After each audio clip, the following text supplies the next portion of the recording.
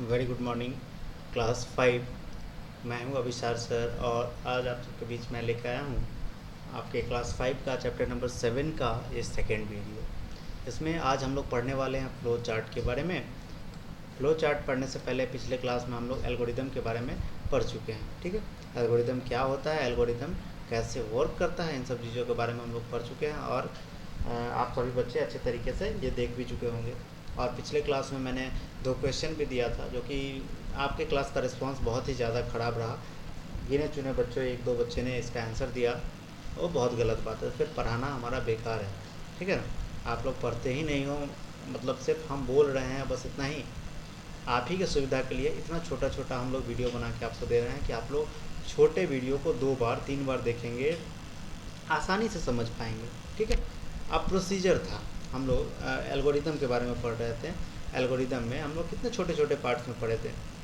तो एल्गोरिदम समझने के लिए, मैं तो पढ़ाने के लिए हम एक दिन में सारा चैप्टर पढ़ा देंगे, लेकिन आपको समझाने के लिए हम ऐसा कर रहे हैं कि बहुत छोटा छोटा 8 मिनट 10 मिनट का मैं वीडियो बना रहा हूँ, ताकि आप लोग बहुत ही आसान तरीके से, मैं एक चीज़ को 5 बार समझा रहा हूँ कि ऐसे करो ऐसे करो ऐसे करो, लेकिन आप लोग करना ही नहीं चाहते। तो ये तो बहुत गलत बात है। आप लोग एकदम सोच रहे हैं कि चलो भाई चल रहा है, चलने दो, कैसे भी चल रहा है, कोई दिक्कत नहीं। तो ठीक है, तो भाई आपको दिक्कत ही होगा। बाद में मैं जब एग्जामिनेशंस ले लूँगा तो मैं ये मत सोचिएगा कि जो क्वेश्चन आंसर लिख लेने से मेरा काम निकल जाएगा, ऐसा कभी नहीं होने वाला है। मैं जो एग्ज़ाम लेने वाला हूँ उस एग्ज़ाम में आपको बुक के अंदर का मैक्सिमम क्वेश्चन रहेगा। अगर मान लेते हैं कि एवरेज हम लोग निकाल के देखें, 100% अगर क्वेश्चन हमारा रहेगा तो 100% में 70% क्वेश्चन, यानी कि अगर 10 क्वेश्चन हमारा रहेगा तो 10 क्वेश्चन में 7 क्वेश्चन हमारे बुक के अंदर का रहेगा। क्योंकि ऐसा तो है नहीं कि मैं आपके बुक को पढ़ा ही नहीं रहा हूँ, मैं आपके बुक का एक एक लाइन, ऐसा कोई भी लाइन नहीं है जिसको मैंने नहीं पढ़ाया। तो एक एक लाइन मैंने पढ़ाया, तो मेरा पूरा अधिकार है कि मैं आपसे हर एक लाइन का क्वेश्चन पूछ सकता हूँ। क्वेश्चन आंसर तो अलग बात है, क्वेश्चन आंसर तो मैं ही लिखा के दे रहा हूँ आपको, तो फिर आप ही हमको दिखा रहे हैं उसको, तो कोई फ़ायदा ही नहीं। सारा क्वेश्चन आंसर तो मैं ही लिख के दे रहा हूँ आपको, तो आप बस सीधा कॉपी पेस्ट करना है, बस वही काम करते हैं। तो मैं वो काम नहीं करूँगा। 2-3 क्वेश्चन आपके क्वेश्चन आंसर ज़रूर रहेगा, लेकिन ज़्यादातर क्वेश्चन आपके बुक के अंदर से रहेगा। इस चीज़ को आप लोग ध्यान रखिएगा। बाकी आप लोगों की मर्जी, आप कैसे पढ़ाई करते हैं तो आप लोग देख लेंगे, क्योंकि बार बार बोल के हम लोग थक चुके हैं।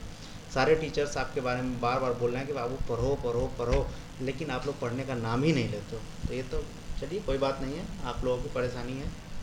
हम, मेरा काम पढ़ाना है, मैं पढ़ा रहा हूँ, बार बार आपको बता रहा हूँ कि चलो बाबू पढ़ लो पढ़ लो पढ़ लो। आप पढ़ोगे तो आप ही को फ़ायदा होगा ना, मुझे क्या फ़ायदा है, मैं तो ये सारा चीज़ पढ़ चुका हूँ ऑलरेडी, तभी तो आपको पढ़ा रहा हूँ।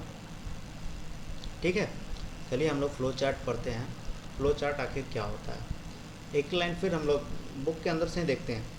इन a simple terms, flow chart is a pictorial representation of an algorithm or the sequence of step required to solve a problem।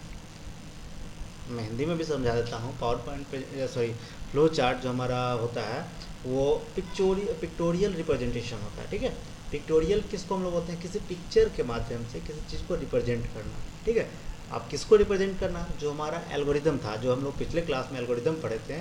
जैसे कि हम लोग सबसे पहले चाय बनाने का एल्गोरिदम देखे थे, उसके बाद एवरेज निकालने का एल्गोरिदम देखे थे। इसी तरह से हम लोग जो भी एल्गोरिदम, मान लेते हैं कि 3 नंबर का सम निकालना है, उसका एल्गोरिदम हो सकता है, या फिर किसी सीक्वेंस का एल्गोरिदम हो सकता है। तो वो हम लोग किस तरह से पिक्चर के रूप में रिप्रेजेंट करेंगे, उसको हम लोग फ्लो चार्ट बोलते हैं। ठीक है, a flow chart makes use of various symbols to represent an algorithm in pictorial form. Flow chart बहुत सारे अलग अलग तरह के सिम्बल्स का यूज करके किसी भी एल्गोरिदम को पिक्टोरियल फॉर्म में रिप्रेजेंट करता है। ठीक है, these symbols and boxes are, ये जो सिम्बल्स और बॉक्सेस है वो नीचे की तरफ दिया गया है। बाबू एक चीज़ मैं आपको और बता देना चाहता हूँ, इस जो आपके आगे अभी PDF दिख रहा होगा, थोड़ा सा धुंधला दिख रहा होगा, किसी कारण बस इसका पिक्चर सही से नहीं आ पाया, जो कि थोड़ा धुंधला है।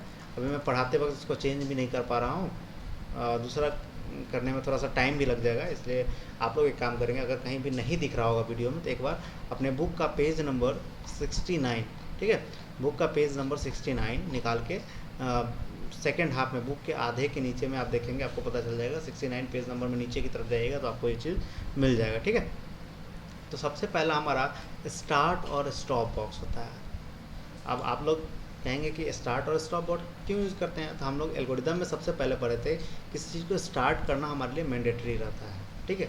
और स्टॉप भी करना मैंडेटरी रहता है। अगर हम अपने गाड़ी को स्टार्ट ही नहीं करेंगे तो आगे नहीं बढ़ेंगे, अगर स्टॉप नहीं करेंगे तो फिर गाड़ी रुकेगा भी नहीं, रुकेगा गाड़ी। अगर मान ली रुक भी जा रहा है अगर गाड़ी, तो इंजन तो स्टार्ट है, यानी कि वो आपका फ्यूल ले रहा है, फ्यूल यानी कि डीजल या फिर पेट्रोल लेगा ही लेगा। तो हमारा स्टार्ट भी करना ज़रूरी है और स्टॉप भी करना ज़रूरी है।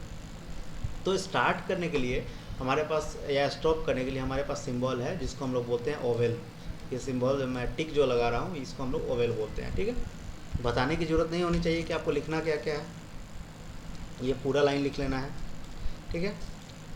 और स्टार्ट स्टॉप में जो भी पूरा लाइन बाबू नहीं लिखेंगे, ठीक है, हम लोग यहाँ तक ही लिखेंगे, इसमें यहाँ तक ही लिखेंगे, ठीक है। ये वाला पूरा लाइन मैं अंडरलाइन ही कर देता हूँ क्योंकि आप लोग बार बार ये समझ नहीं पाते हो कि लिखना क्या क्या है, मैं अंडरलाइन कर दे रहा हूँ। ये नीचे वाला जो अंडरलाइन है इसको नहीं लिखना है, जो मैं पूरा अंडरलाइन किया हूँ उतना ही तक लिखना है, ठीक है।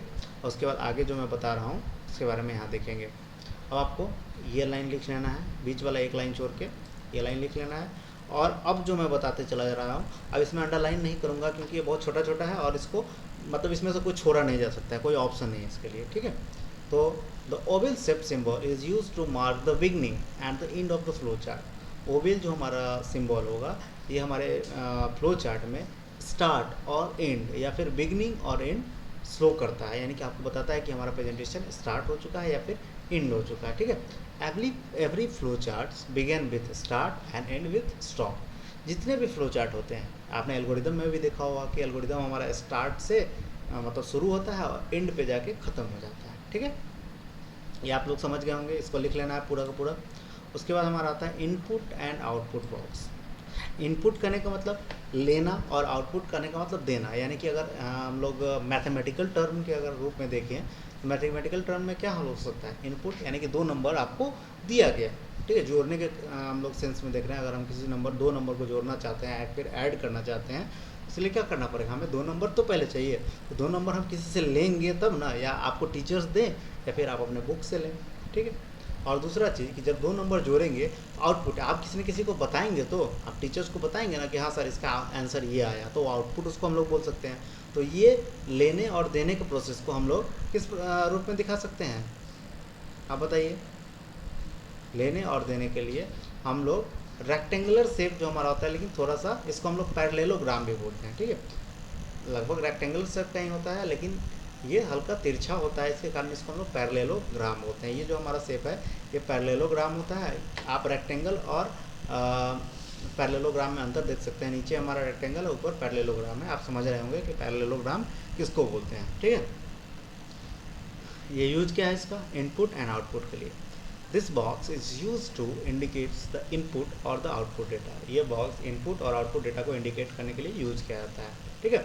It is shaped like a parallelogram. ये पैरेललोग्राम की तरह शेप होता है इसका, ठीक है। Instructions such as input x, print x, enter y, display y etc are given in the box. जो इंस्ट्रक्शंस होते हैं print x, print y, enter y, display y, ये सारा चीज़ इसके अंदर लिखे जाते हैं या फिर प्रेजेंट किए जाते हैं, ठीक है। अभी हम लोग सिंबल्स के बारे में पढ़ रहे हैं, लेकिन अब प्रेजेंटेशन कैसे बनाएंगे इसके बारे में हम प्रेजेंटेशन बोल रहे हैं। फ्लो चार्ट हम लोग कैसे बनाएंगे इसके बारे में हम लोग जिस अगले वीडियो में पढ़ने वाले हैं। अभी हम लोग सिर्फ सिंबल्स के बारे में जानते हैं, ठीक है। उसके बाद हमारे पास आता है प्रोसेसिंग बॉक्स। अब दो नंबर तो हम लोग इनपुट ले लिए हैं, ठीक है, लेकिन वो डेटा प्रोसेस यानी कि दो नंबर ऐड भी तो होगा, या फिर हम लोग एडिशन के केस में देखें या सब्सट्रैक्शन के केस में देखें तो दो नंबर तो ऐड या सब्सट्रैक्ट होगा। तो वो सब्सट्रैक्ट्स दिखाने के लिए हमारे पास रेक्टेंगल शेप होता है, ठीक है, जिसको हम लोग प्रोसेसिंग बॉक्स बोलते हैं, ठीक। इसको हम लोग बोलते हैं प्रोसेसिंग बॉक्स, ठीक है। इस सभी को पिक्चर्स के साथ में आपको अपने बुक में लिखना है ताकि आपको समझने में आसान हो और फिर आपसे कभी क्वेश्चन पूछा जाए तो आप इसका आसानी से जवाब दे पाएंगे, ठीक है। The rectangle shape box is use to show the processing step. जो रेक्टेंगल शेप बॉक्स होता है प्रोसेसिंग स्टेप दिखाने के लिए यूज किया जाता है। Processing involves performing operation such as addition, subtraction etc। ये जो प्रोसेसिंग होता है ये एडिशन, सब्सट्रैक्शन, मल्टीप्लिकेशन, डिवीजन और भी जितने भी तरह के ऑपरेशंस होते हैं, जो भी प्रोसेस हमारा करता है वो इसी बॉक्स के थ्रू रिप्रेजेंट करते हैं, ठीक है। और assigning value such as a = 10, b = 20। हम लोग किसी वैल्यू को वेरिएबल में असाइन करना चाहते हैं तो इसके लिए भी हम लोग इस बॉक्स का यूज करते हैं। वेरिएबल के बारे में मैंने पिछले क्लास में बताया था और इस क्लास में मैं बता दे रहा हूँ कि क्लास 4 में मैंने आप सभी को वेरिएबल के ऊपर एक क्लास दिया था। वेरिएबल किसको बोलते हैं, ठीक है। मैंने बताया था variable is a container which contains the value, ठीक है। वेरिएबल एक तरह का कंटेनर होता है जो आपके वैल्यू को होल्ड करके रखता है, और ये कंटेनर ऐसा रहता है कि जब भी वैल्यू प्रोग्राम हमारा डिफ्रेश होगा, यानी कि नया प्रोग्राम आएगा, उस समय में इसका वैल्यू हमेशा हट जाएगा। टेम्पोररी होल्ड करके रखता है, ऐसा नहीं कि परमानेंट, ठीक है। कुछ समय के लिए वेरिएबल, जब तक आपका प्रोग्राम रन कर रहा है तब तक ये वैल्यू, जैसे कि A=10 दे दिए, जब तक प्रोग्राम चल रहा है तब तक ही A का वैल्यू 10 रहेगा या B का वैल्यू 20 रहेगा। प्रोग्राम बंद हो जाएगा तो A का वैल्यू फिर चेंज हो जाएगा, फिर आप जब तक नहीं डालोगे तब तक उसका वैल्यू कुछ भी नहीं रहेगा। ये ऐसे ही नॉर्मल रहेगा। वेरिएबल उसके अंदर जो भी वैल्यू हम लोग डालेंगे वो फिर आपको उसके ऊपर प्रोसेस होना शुरू करेगा, ठीक है। अब उसके बाद हमारे पास आता है डिसीजन बॉक्स। अब ये डिसीजन बॉक्स क्या होता है? डिसीजन बॉक्स के बारे में आप सब जानते हो। ये किस तरह का शेप है? ये हमारा रोम्बस टाइप का शेप है। This box is shape like rhombus, ठीक है। It is used when we have make a decision. इसका यूज़ तब हम लोग करते हैं जब हमें किस तरह का डिसीजन लेना पड़ता है प्रोग्राम में। हो सकता है कि कंडीशनल ऑपरेशन आपके पास है। कंडीशन होता है इफ़ A=2, अगर A का वैल्यू 2 होगा तब, तो आपका कंडीशन हो जाएगा। यहाँ पे उसको डिसीजन लेना पड़ेगा किसी न किसी चीज़ का। अगर A का वैल्यू 2 होगा तभी इसी चीज़ के ऊपर में रन किया जाएगा। अब इधर से मैं आपको इसके बारे में अगले क्लास में बताऊंगा तो ज़्यादा अच्छा रहेगा किसी प्रोग्राम के थ्रू। अगर मैं अभी बताऊं तो क्लियर नहीं हो पाएगा, ठीक है। अगले क्लास के लिए रखते हैं इसको हम लोग, ताकि आसानी से, अभी नॉर्मल इसका थ्योरेटिकली आप लोग जान लीजिए। A decision always involves a condition depending on which the instruction will either be executed और नॉट। ये डिसीजन जो हमारा है या इंस्ट्रक्शन है वो एग्जीक्यूट करता है या फिर नहीं करता है, इसके ऊपर में ये डिपेंड करता है। और इसका शेप क्या रहता है? रोम्बस टाइप का शेप रहता है। अब इसके एग्जांपल्स में दिया गया, फॉर एग्जांपल आगे के पेज में जाते हैं हम। आगे के पेज में हमारा है for example comparison of 2 numbers is done in a decision box. 2 नंबरों का कंपेरिजन हम लोग एक डिसीजन बॉक्स के अंदर में कर सकते हैं।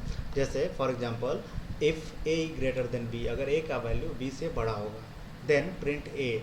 अगर A का वैल्यू B से बड़ा होगा तो हम लोग A प्रिंट करेंगे, ठीक है। अगर वैल्यू छोटा होगा तो एल्स में वैल्यू हमारा प्रिंट V कर देगा। तो A का वैल्यू कैसे प्रिंट होगा और B का वैल्यू कैसे प्रिंट होगा, इसके बारे में हम लोग नीचे की ओर अगले क्लास में पढ़ेंगे। और पहले हम लोग शेप के बारे में जान लेते हैं, उसके बाद हम लोग उसके बाद कैसे शेप को अप्लाई करते हैं ये देखेंगे, ठीक है। उसके बाद हमारा आता है फ्लो लाइन्स। फ्लो लाइन्स क्या होता है, ठीक है। Flow lines are use to show the flow of control and connect various symbols. Flow lines का काम क्या होता है कि डेटा के फ्लो को दिखाता है, आपका डेटा किधर की तरफ मूव कर रहा है, और साथ साथ में दूसरे सिम्बल्स के साथ ये कनेक्ट कराने में हमारा हेल्प करता है, ठीक है। उसके बाद यहाँ दिया हुआ है many flow chart softwares are available in the market which helps us to create flow chart easily and efficiently.